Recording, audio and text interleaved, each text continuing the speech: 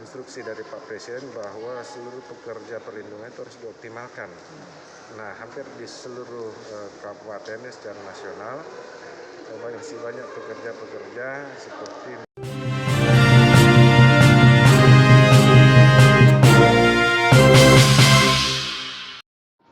kemudian kembali kepada Pinpres nomor 2 ini, marilah kita sama-sama seluruhnya saling bersinergi untuk mengoptimalkan ini, karena ini adalah untuk kepentingan masyarakat.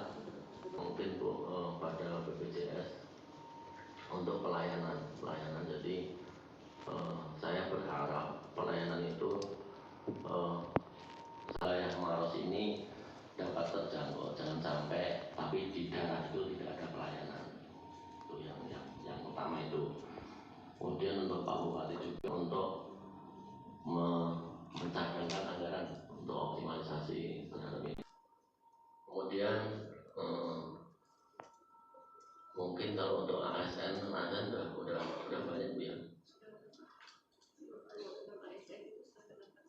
Semua alhamdulillah hari ini udah bagus banget ini dari 100%. Nggak maksimal di situ. Ya, insyaallah ini kita yang paling utama. Pertama untuk pegawai non ASN kita sudah maksimal. Iya. Ya memang kita berharap nanti bisa masuk ke perizinan. Ya kenapa? Karena bersentuhan dengan para pelaku pengusahanya. Kita juga tidak bisa memaksakan, tapi kita lagi sosialisasikan terus bahwa pentingnya BPJS Ketenagakerjaan buat mereka. Dan kita akan tekankan lebih jauh lagi. Dan kita sisa aturan mainnya, apakah kalau misalnya mau dapatkan izin keluar itu wajib untuk BPJS Ketenagakerjaan. Ini lagi kita berusaha secara maksimal, kita sosialisasi lebih maksimal. Jadi untuk kedepannya supaya diwajibkan gitu? Ya, kita berharap seperti itu. Nggak bisa keluar izinnya kalau tidak ada? Kalau tidak ada BPJS Ketenagakerjaannya. Ini untuk melakukan perlindungan buat para pekerjanya. Ya. Tapi kalau pemerintah daerah sendiri nggak ada, jadi non ASN sudah. Non ASN sudah, kita sisa mau ke perangkat desa, RT, RW itu yang kedepannya akan kita juga maksimalkan untuk jaminan. Sosialisasi ini. Dari ini sebenarnya rapat koordinasi ya dengan pemerintah daerah Kabupaten Maros terkait implementasi Impres nomor 2 tahun 2021 tentang optimalisasi program BPJS Ketenagakerjaan. Seperti itu. Pak, memang selama ini untuk di Maros sendiri kepesertaan itu masih minim atau seperti apa? Sebenarnya bukan dikatakan masih minim, tidak ya, tapi memang ada instruksi dari Pak Presiden bahwa seluruh pekerja perlindungan itu harus dioptimalkan.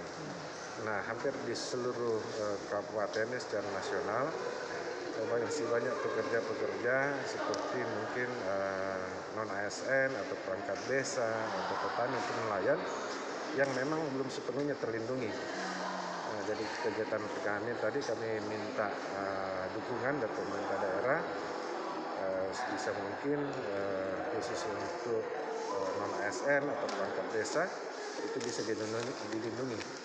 Tapi di Kabupaten Maros sendiri non ASN-nya sudah terlindungi, sisa untuk perangkat desanya. Bagaimana ya tadi mungkin Mbak dengar juga kan dalam rapat termasuk pekerja agama, mudah-mudahan tahun depannya sudah bisa dianggarkan dan memberikan perlindungan. Pak, itu ada berapa sih targetnya untuk aparat desa? Kalau seperti aparat desa sendiri secara data kami juga belum dapatkan, nanti bisa koordinasi sama Ibu Ina Kabupaten Maros ya. Tapi untuk perangkat desa biasanya ya dihitung ada berapa banyak desa di sini, biasanya rata-rata satu desa itu sekitar kurang lebih 5 lah. Iya. Seperti itu. Ya, total dapat banyak desa kali 5 petugas desa.